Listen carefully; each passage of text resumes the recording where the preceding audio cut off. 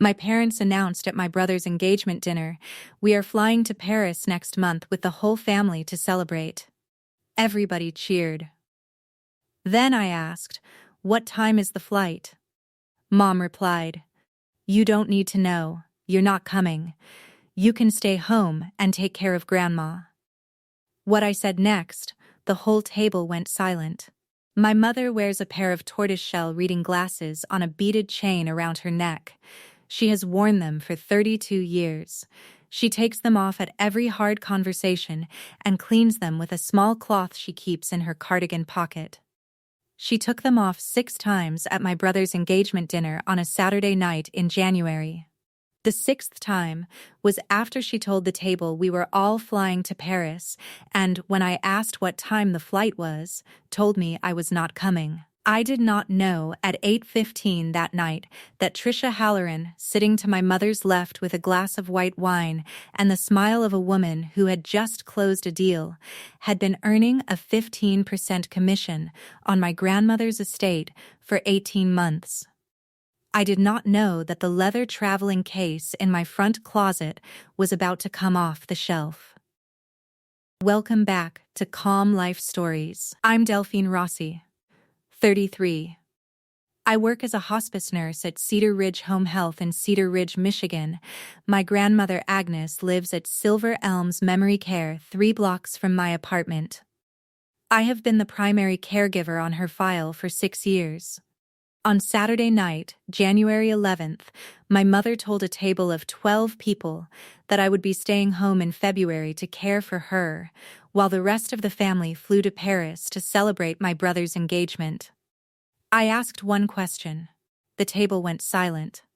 Drop a comment telling me where you are watching from, and hit subscribe, because a Sunday night dinner story that ends on a suitcase needs witnesses, and I want you to be one of them. Let me take you back, not to the dinner, to the winter my grandmother had a stroke. I was 14 years old and my grandmother Agnes was 76. It was the January my father sold his plumbing van and bought a new one, and my mother told him it was too much money. Grandma had the stroke on a Tuesday morning at her kitchen sink in Kalamazoo. My mother took the call. My mother put down the phone and turned to my father and said, in the voice she used when she had already decided something, that Agnes would need to go into a state facility because we cannot possibly bring an 80-year-old woman with brain damage into this house. And Frank, if you think for 1 minute I am going to give up my life. My father did not answer. He rarely did. I did. I was 14 and standing in the doorway of the kitchen holding my backpack, and I said, quietly, "She is coming to our house." My mother lifted her glasses off her nose and cleaned them with the corner of her cardigan and said something I have not forgotten in 19 years. She said, "Delphine, sweetheart, if she comes to this house, she is your responsibility. I will not be sleeping in a chair at night." I said, "Okay." Agnes came to our house that Wednesday. I moved into her room. I slept in a wooden rocker my father brought up from the basement. I slept in that chair for 8 months while my mother took a trip to Cabo with her sister Mavis. When she came back, she asked how it had gone. I told her Grandma had learned to say my name again. She lifted her glasses off her nose and said, "Well, sweetheart, isn't that lovely?" Then she went into her bedroom and unpacked her Cabo suitcase. I want you to sit with that image because it matters later. My mother, on a January afternoon 19 years ago, unpacking a suitcase from a trip I had made possible. That was when the pattern started. Agnes stabilized. She moved back to her own house. I visited her every weekend through high school. When she was diagnosed with mid-stage Alzheimer's in 2019, my mother said Agnes should sell her house and move into a state facility, and that Delphine, who was by then a hospice nurse, should certainly not be considering informal management of Agnes's affairs. My mother had, by this point, been trained by her friend Tricia Halloran to use the words informal management. I did not know that in 2019. I know it now. Agnes did not go into a state facility. She went to Silver Elm's memory care 3 blocks from my apartment on Elm Street. I visit her 6 days a week on my own time. I have visited her 6 days a week for 6 years. Silver Elms costs $6,200 a month. Agnes's Vanguard investment account, which her late husband, my grandfather, had built for 40 years selling insurance in Kalamazoo, has been paying it. The balance in that account has been, for 6 years, my responsibility to monitor. I am a certified hospice nurse. I read numbers on charts for a living. I have watched that balance decline by exactly the amount of 1 month's care every month for 72 months. Until October of last year. I would find that out on a Wednesday morning in late January when the Silver Elms billing statement for the month of December did not match the number I had written in my ledger. But that came after the dinner. Let me tell you about the dinner. My brother Alec proposed to his girlfriend Nadine on New Year's Eve at the top of the Grand Rapids Marriott. She said yes. My mother announced the engagement party for the following Saturday. 12 people. My parents' formal dining room. Merritt had already ordered the flowers. She had already picked out a menu from the Italian place downtown that catered.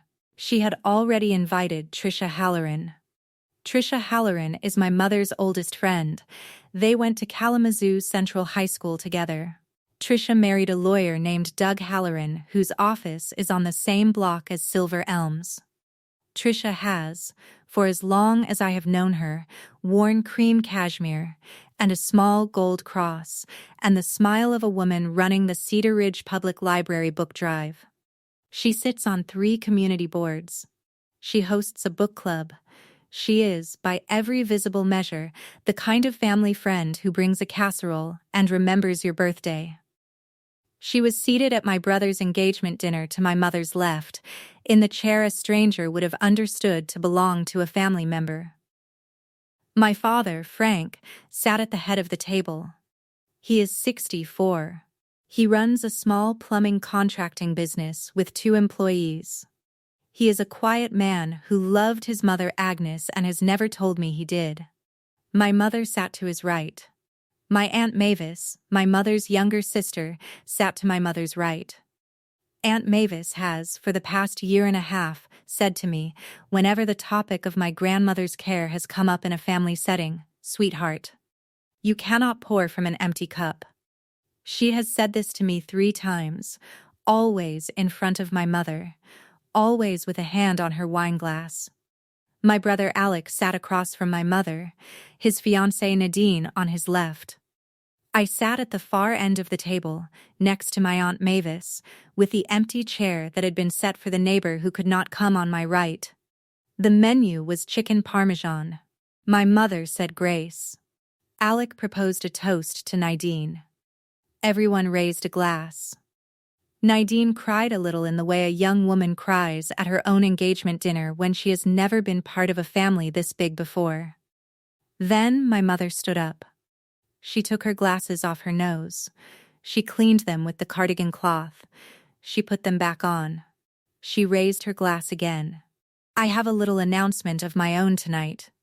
Your father and I have been talking, and we have decided, because this is a big year for our family, that we are going to take the whole family to Paris in February to celebrate. 2 weeks. We leave on the 12th. Tricia has helped us find the most wonderful apartment in the 4th arrondissement." The table cheered. Alec's face lit up. Nadine put her hand to her mouth. My father nodded once. My Aunt Mavis clapped. Tricia smiled at my mother and lifted her glass a quarter of an inch to acknowledge the credit. I set down my glass. I did not cheer. I said, quietly, "What time is the flight?" The table stopped. My mother lifted her glasses off her nose. Not to clean them, just to hold them. "Delphine, sweetheart, you don't need to know. You're not coming. You can stay home and take care of Grandma." She said it the way you might say pass the bread. The table did not laugh.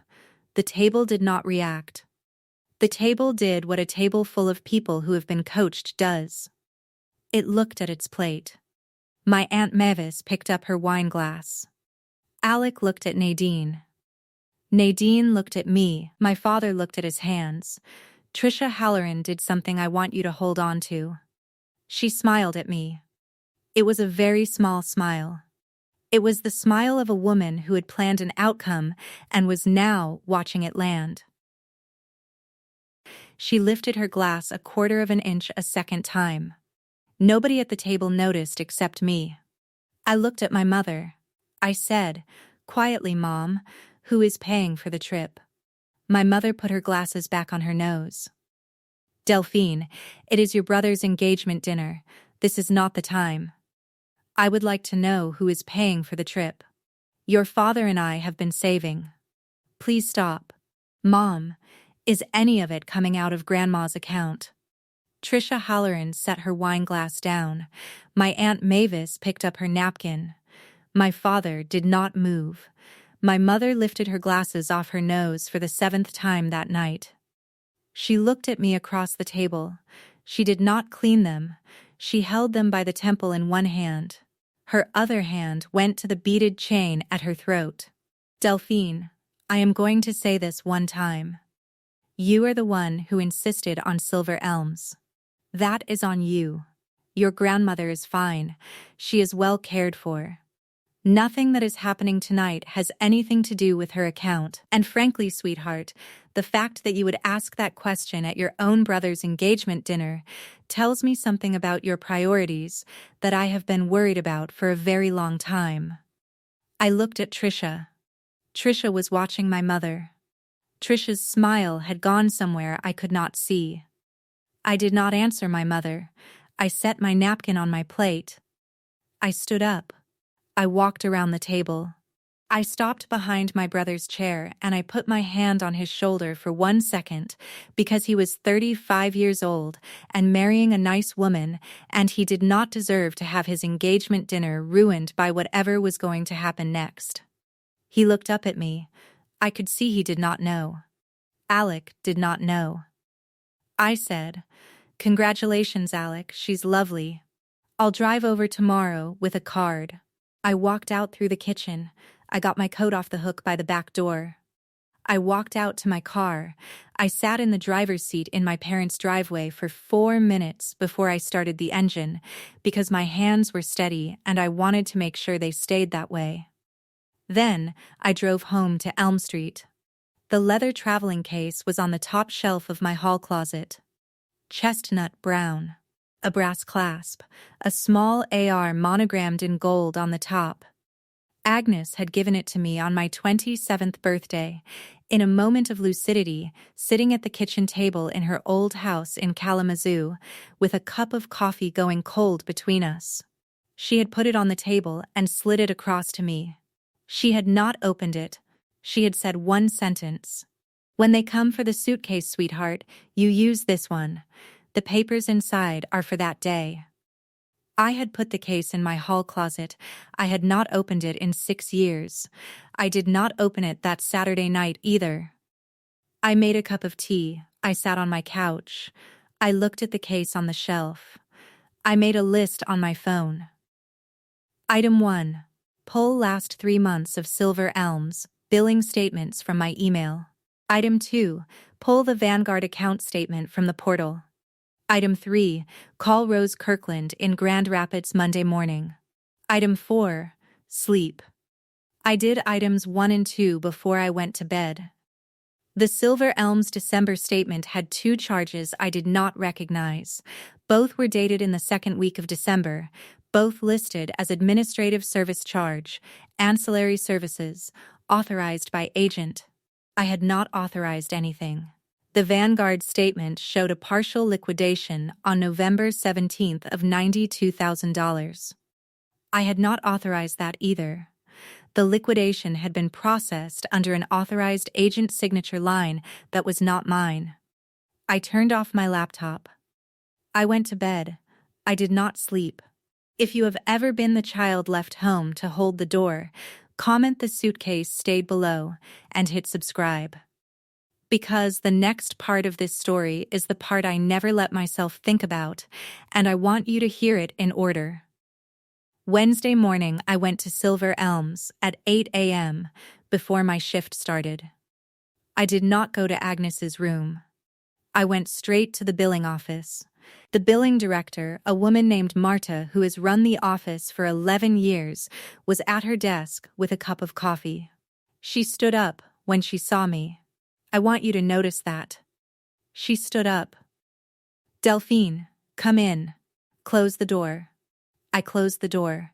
I sat down. I put the December statement on her desk. Marta, there are 2 charges on this statement I did not authorize. Can you tell me who did? Marta looked at the statement. Then she looked at me for a long moment. She said, in the voice of a woman who had been waiting for the question, Delphine, I am glad you came in. I have been trying to figure out how to reach you without going through your family. Sit still for 1 minute. She pulled up Agnes's file on her monitor. She turned the monitor toward me. The screen showed Agnes's authorized agent record. 6 years of my name at the top of the list. Then, in a line dated October 7th of the previous year, my name had been struck through, and my mother's name had been entered in its place. The change had been filed with a durable power of attorney document uploaded to the facility's system on October 9th. The document had been notarized by a woman named Kayla Renner. Kayla Renner was a paralegal at Halloran Legal Services, the law firm of Doug Halloran, on the corner of Elm Street and 2nd. Marta said, quietly, Delphine, I have been the agent of record contact for your grandmother for 6 years. On October 9th, a new POA was filed here in person by your mother and by Attorney Halloran. I asked, at the time, whether you had been notified. Your mother said yes. I asked whether Agnes was present at the signing. Attorney Halloran told me Agnes had signed at her home and produced a signature that matched what we have on file. I did not have grounds to reject the filing. But Delphine, I have been in this business a long time. Something did not feel right that day. I made a copy of the entire package. I have been keeping it in my office desk. I want to give it to you now. She reached into a drawer. She pulled out a manila envelope. She slid it across her desk. I took it. I did not open it in her office. I said quietly, Marta, thank you. I need to ask you one more thing. The 2 December charges. What are they? Delphine, I am not permitted to disclose the specifics of authorized agent charges, but I will tell you this. Both charges were coded under a category the facility does not typically bill for. Both were processed with a supplementary form that requires the signature of the agent of record. That signature on both forms is your mother's. Marta, may I request the December statement corrections file? Formally, you may. I have been waiting for that request. It will take me 45 minutes to prepare the packet. I will email it to your personal email by 10 this morning. Delphine, I hope you know what you are doing. I stood up. I walked out of her office. I went to Agnes's room. Agnes was still in bed. She was having a bad morning. She did not recognize me. I sat on the edge of the bed for 11 minutes, and I did not say anything. I held her hand. She held mine back for a moment, which is more than she does on some mornings, and then she let go and closed her eyes. I called Rose Kirkland from the parking lot of Silver Elms at 9:45 that morning. I had not called Rose Kirkland in 6 years. Her office in Grand Rapids had closed in 2022. She had told me at the time to call her cell if the day ever came. I had put the number in my phone as R. Kirkland. I opened it. She picked up on the second ring. Delphine, are you in your car? Yes. Are you alone? Yes. Come to my house. I am in Grand Rapids. I have not moved. The file is still in my safe. I have been waiting for this call for 6 years. I am putting on coffee now. I did not ask her how she had known. I did not ask her what was in the safe. I drove to Grand Rapids. It was 71 miles. The snow was starting to fall over the highway by the time I passed the Kalamazoo exit, and I want you to hold on to that snow because it will matter at the kitchen table on Sunday. Rose Kirkland's house is a slate blue colonial on a wooded street on the south side of Grand Rapids. 2 stories.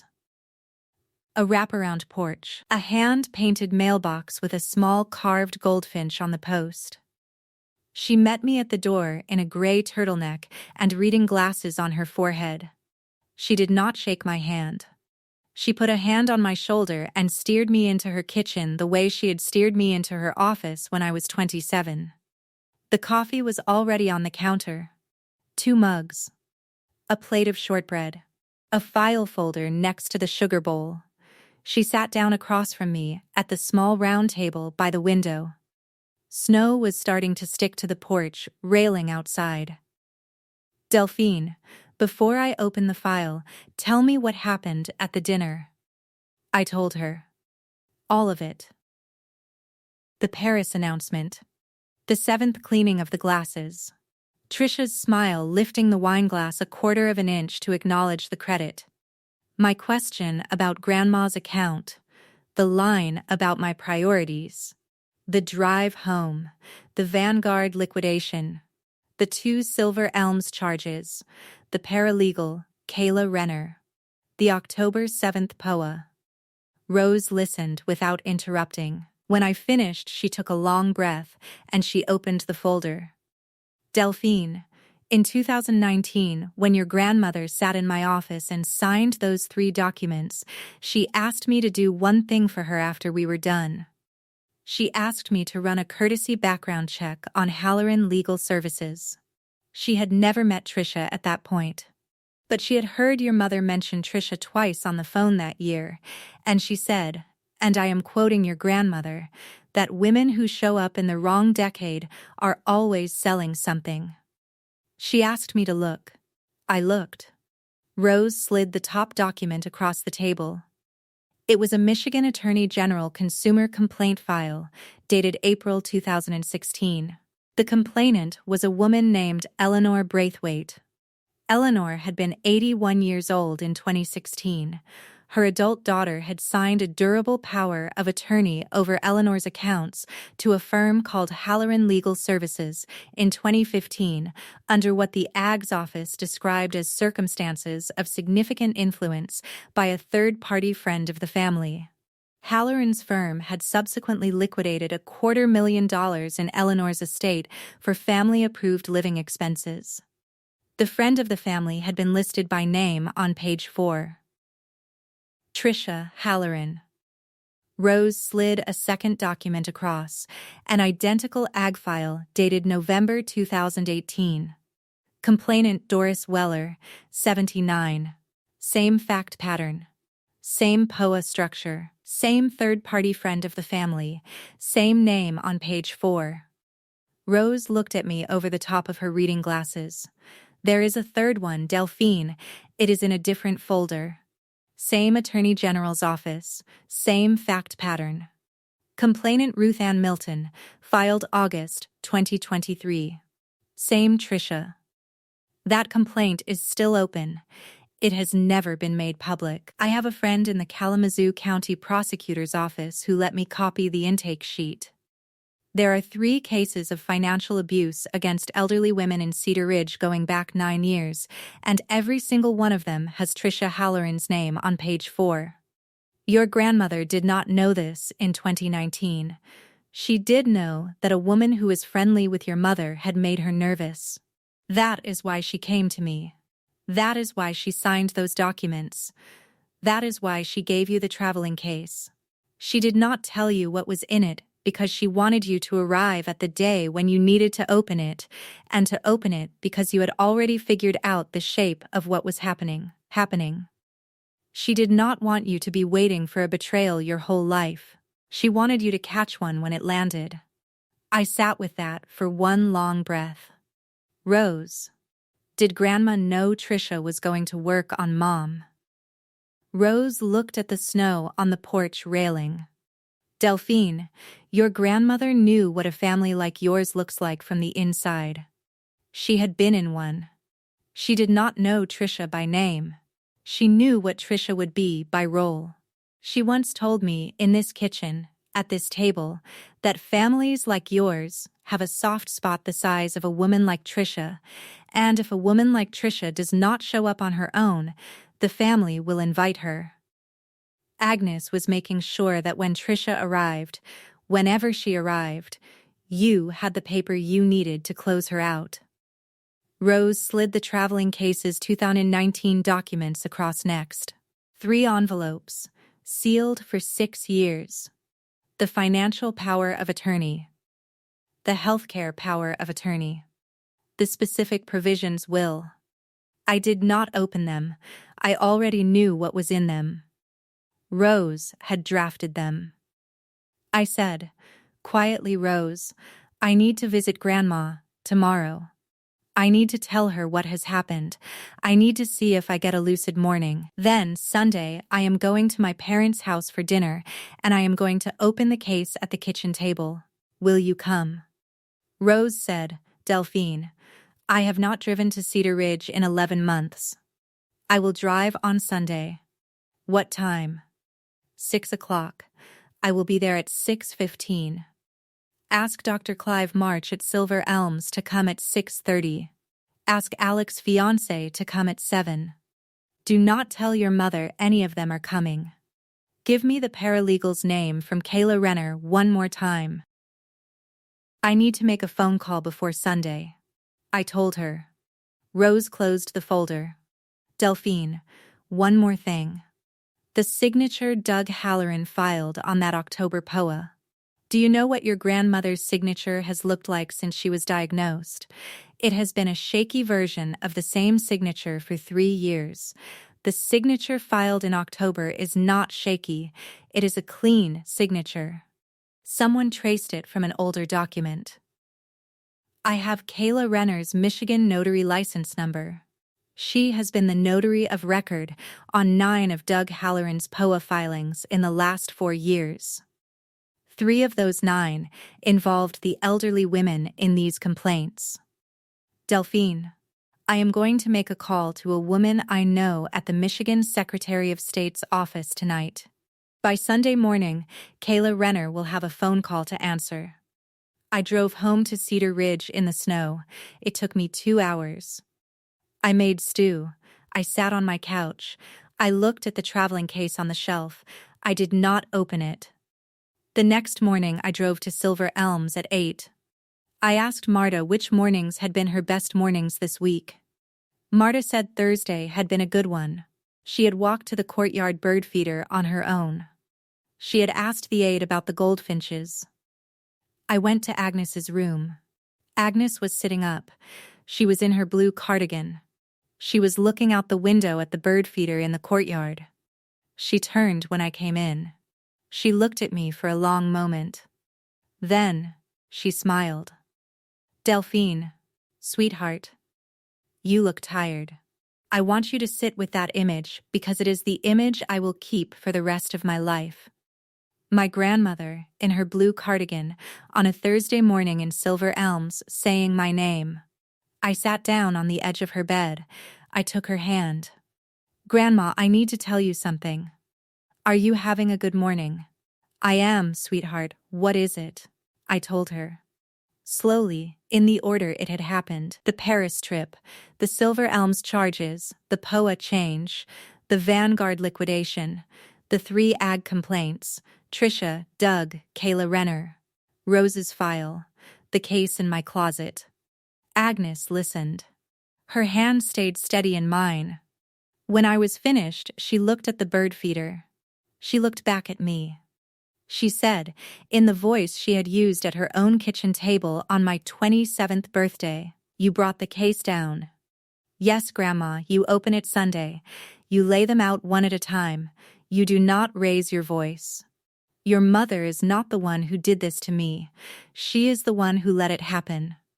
That is different, sweetheart, and you will need to remember the difference on Sunday.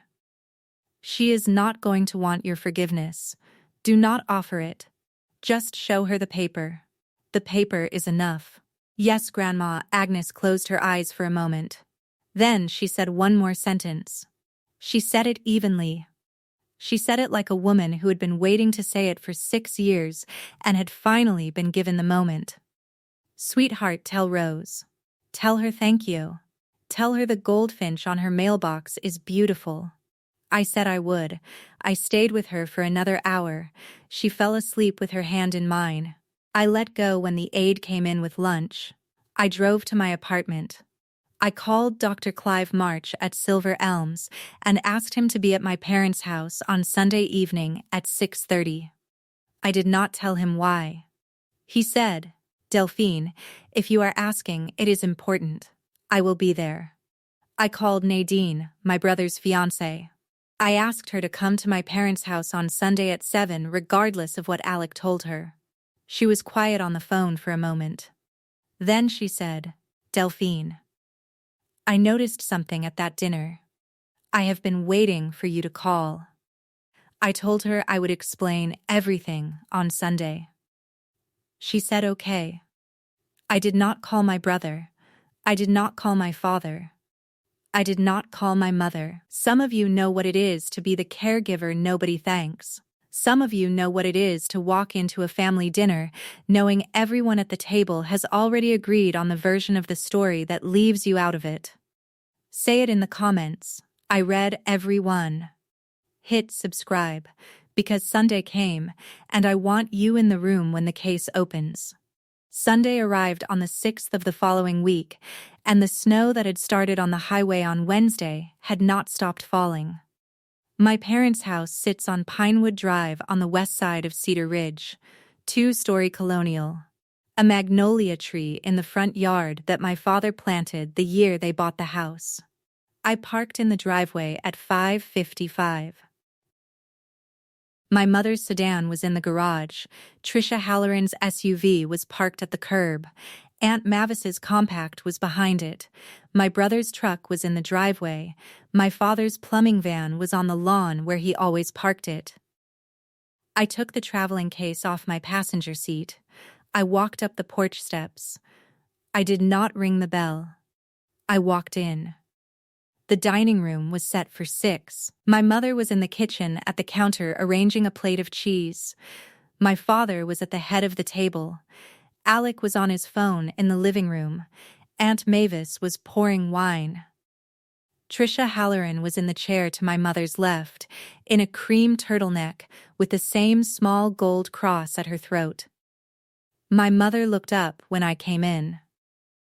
Delphine, you came. I did not expect that. I set the traveling case on the sideboard by the dining room entrance. I did not open it. I hung my coat on the hook by the front door.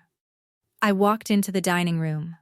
I sat down in the chair at the far end, next to Aunt Mavis, in the seat I had sat in at the engagement dinner. Mom, I would like to sit at this end tonight. There are 3 more people coming. My mother took her glasses off.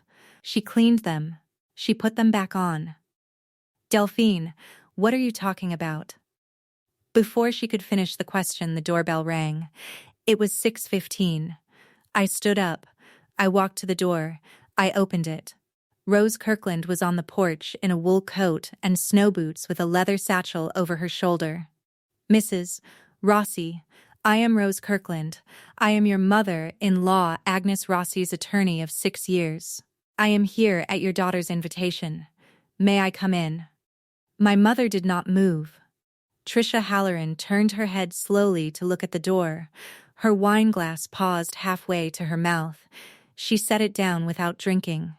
Her free hand went to the beaded chain around my mother's neck, unconsciously, the way a person's hand goes to a life preserver. I said, quietly, Rose, please come in. Frank, this is Rose Kirkland. My father stood up. He walked around the table. He shook Rose's hand. Miss Kirkland, please sit. Merritt, Honey, move over. My mother did not move over. Trisha did. Trisha slid one chair away from my mother and set her wine glass down in front of the empty place setting, which she then unset by sliding the napkin ring and the water glass across the table to make room for Rose. It was a small, graceful gesture. It was the kind of gesture a person makes when they have practiced looking useful in someone else's kitchen for many years. The doorbell rang again. 6:30. Dr. Clive March, in a navy coat and his stethoscope in his pocket. He walked in. He nodded to my father. He sat down at the head of the table opposite Frank without being invited. Nadine arrived at 7. She walked straight to Alec, kissed him on the cheek, and sat down beside him. She did not speak to my mother. I stood up. I walked to the sideboard. I picked up the traveling case. I walked back to my seat. I set the case on the dining room table in front of my plate. I opened the brass clasp. I said quietly, "Mom, Trisha, I want to give you the following documents in the order I hand them to you. I want you to look at each one as I set it down. Rose is here as a witness. Dr. March is here as a witness. Nadine is here because she asked to be," Trisha said, in the voice she used at the Cedar Ridge Library Board. "Delphine, sweetheart, whatever this is, I am sure it can wait until after dinner." I said, "Trisha, it cannot." I lifted the first document. That is a durable financial power of attorney signed by Agnes Rossi on August 14, 2019, in the office of Rose Kirkland in Grand Rapids. It names Delphine Rossi, me, as sole agent. It is notarized. It is dated. It has been sealed for 6 years. It has been in effect from the day it was signed. Any subsequent power of attorney purporting to transfer that authority is legally void unless Agnes personally, and with capacity, revoked this one. She did not. Rose has her calendar. Agnes has not met with any attorney other than Rose since 2020. I set the document on the table. Document 2. The healthcare POA. I set it down. That is her healthcare power of attorney. Same signing. Same terms, naming me sole agent. It is why I have been on the medical decisions record at Silver Elms for 6 years. Document 3. The specific provisions will. I set it down. That is her will. It is not being executed tonight. But it is here, because Rose is present, and Rose has the original in her safe. It names me and Alec as co-executors. It does not name Merritt. It was Agnes's choice, and she was fully lucid the day she made it. Rose has her competency letter from Agnes's neurologist dated 4 days before the signing. Trisha looked at Rose. Rose looked back at her. Rose did not smile. Document 4. I lifted the Michigan Attorney General complaint file from 2016. That is a public consumer complaint filed against Halloran Legal Services in April of 2016. Complainant, Eleanor Braithwaite, 81 at the time. Third-party friend of the family listed on page 4, Trisha, that name is yours. Trisha's face did not move. Her hand at the beaded chain, released. Document 5. The 2018 complaint. Doris Weller. Same fact pattern, same friend on page 4, also yours. Document 6. The 2023 complaint. Ruth Ann Milton, that one is still open. Kalamazoo County Prosecutor's Office, also yours. Aunt Mavis made a small sound. She set her wine glass down. Trisha said, "Delphine, sweetheart, those are frivolous complaints filed by disgruntled adult children. Doug's firm has been cleared." I said, "Doug's firm has not been cleared. Doug's firm has not been charged, which is different." That is document 7. I set the intake sheet from Rose's Kalamazoo contact. That is a prosecutor's intake sheet from October of last year, indicating the open Milton case has been consolidated with 2 additional investigations at the Attorney General's office. The name of the paralegal on the Milton POA filing is Kayla Renner. Kayla Renner also notarized the October 7th POA filed at Silver Elms, transferring authority over Agnes's accounts from me to my mother. That signature is not Agnes's. It is a traced copy. Document 8. The Silver Elms billing statements. Those are 2 December charges on Agnes's Silver Elms account that were authorized by my mother under the October POA. Coded under an ancillary service category the facility does not typically bill for. Marta at Silver Elms will testify to that under oath. She is also aware, as of Friday, that Kayla Renner is under investigation. Silver Elms has begun a facility-wide review of all POA changes filed in the last 8 years. I turn the document over. I set the last document face up. Document 9, the Vanguard Partial Liquidation Confirmation. The wire trace. Highlighted in yellow at the bottom of the page, a 15% handling fee, $13,800. Routed on November 19th to a personal checking account belonging to Tricia Halloran at Fifth Third Bank, Cedar Ridge Branch. Rose had gotten the trace from her prosecutor friend on Saturday afternoon. That is the wire that funded the Paris trip.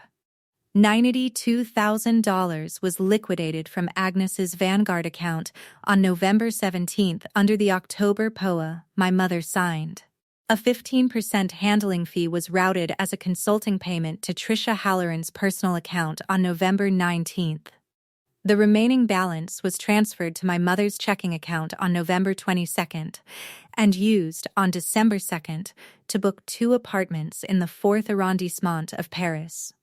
The room made no sound. Alex set down his phone. He had not touched it since Rose had walked in. He looked at my mother.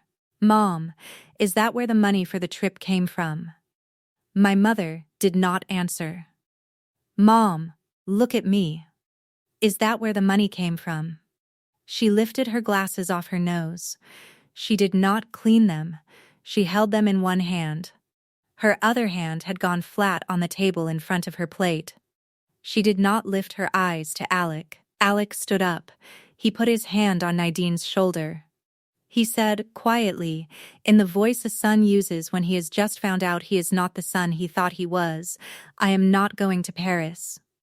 Nadine and I are not going. I did not know." He sat back down. He put his face in his hands.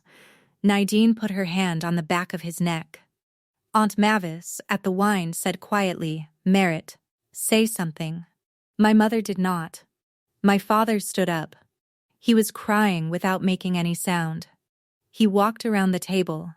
He stopped beside my mother's chair. He put his hand on the back of the chair, "Not on her," he said, in the voice of a man who had been a plumber for 40 years and had never told a story like this at his own kitchen table. "Merritt, I saw the papers you signed in October. I saw them on the counter the night before you brought them to Silver Elms. I did not read them. I asked you what they were. You said Tricia was helping you with your mother's care coordination. I did not ask more. I have been sick about it since October. I did not know what to do. I did not know what I was seeing. Delphine, I should have called you.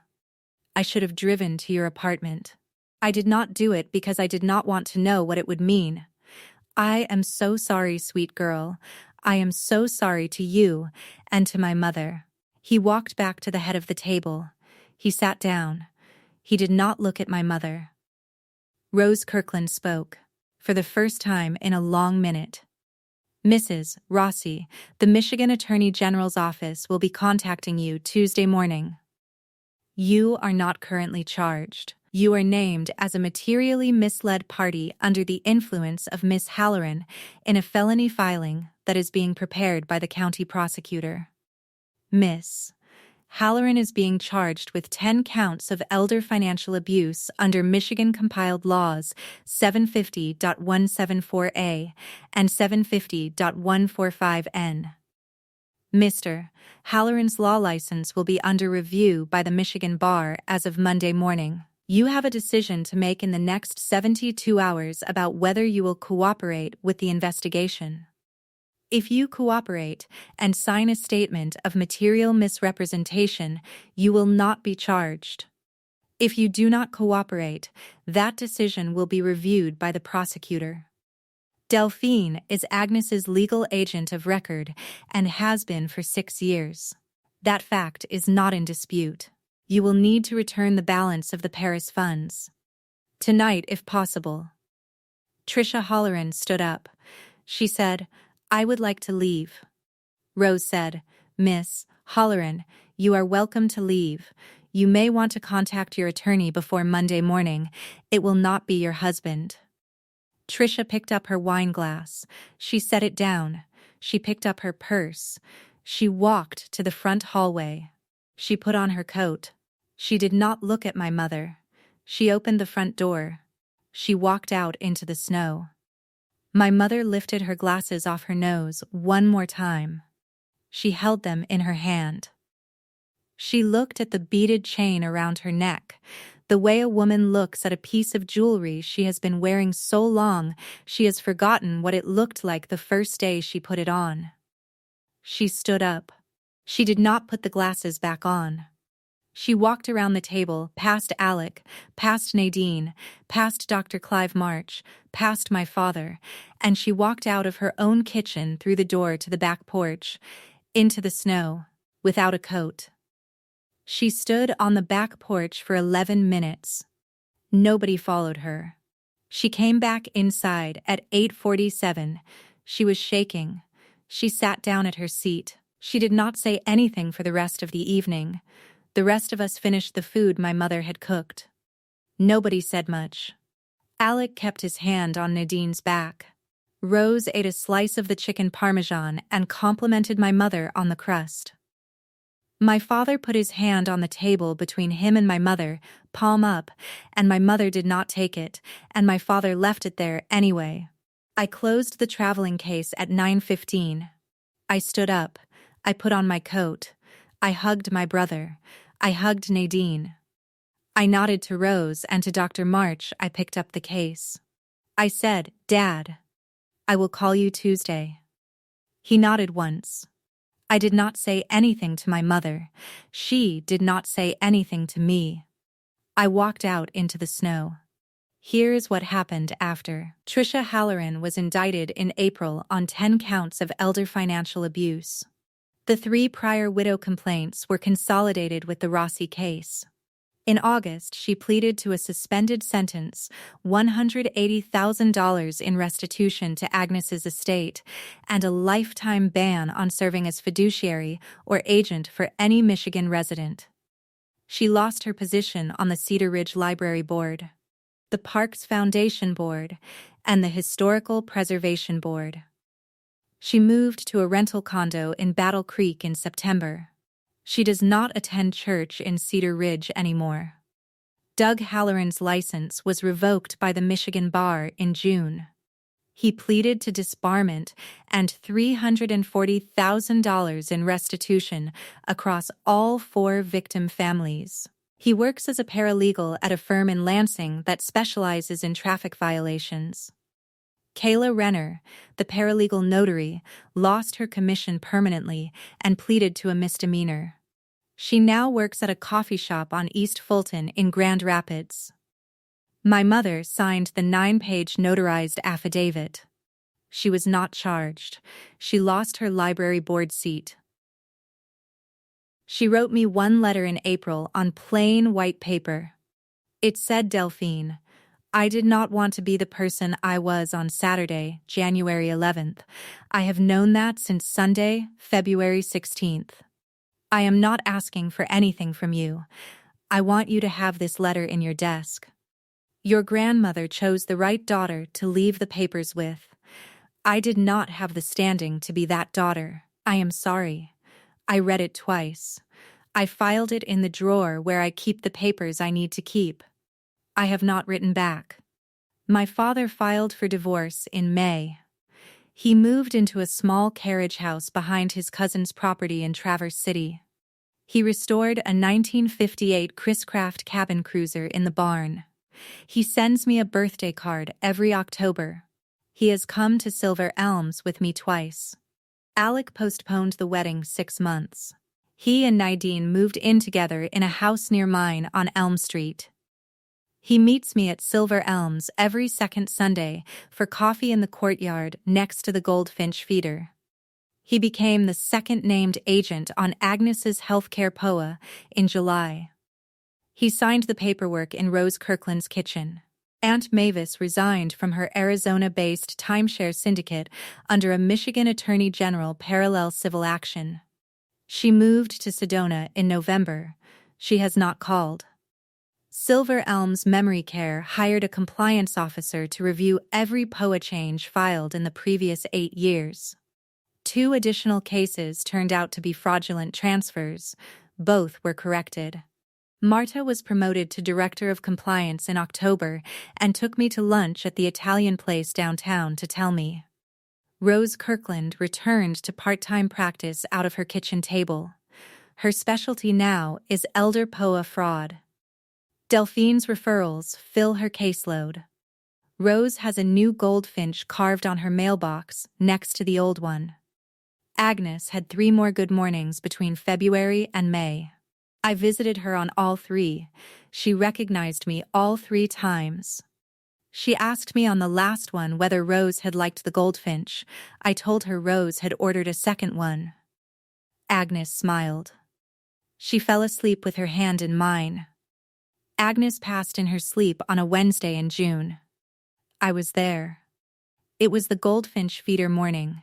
She had eaten breakfast. She had said my name once. She had closed her eyes. She did not wake up. I took her handwritten 2019 note out of the traveling case that night, and I read it for the first time in 6 years. I want you to know I did not read it aloud in the kitchen on Sunday. I want you to know why. My grandmother had written those 2 sentences for me, and only for me. And my mother had already had 33 years to read the sentences she needed to write for herself, and she had not written them. Agnes had written mine at 82 years old, at Rose Kirkland's kitchen table with a shaky hand, and she had put the note in the traveling case, and she had trusted me not to spend it on my mother. I did not spend it on my mother. I read it that night. I folded it back into the case. I put the case on my bookshelf. I took a promotion to Director of Geriatric Care Coordination at Cedar Ridge Home Health in September. I moved out of the studio apartment above the bakery in October into a small bungalow 4 blocks from Silver Elms. I hung a bird feeder on my back porch. 2 goldfinches came to it the first week. I have not named them. I want to say one thing before I go. For 18 years, my mother sent me to sit with the person the family had marked as inconvenient. She took the trips. I held the door. She thought that pattern would continue past my grandmother's death because she had never seen me open a door of my own. She did not know that on my 27th birthday, my grandmother had put a leather case on a kitchen table in Kalamazoo and had told me that when the day came, the papers inside would be enough. They were enough. The suitcase stayed. That was the whole story. Everyone else packed. I stayed. And when they came home from Paris, that never happened.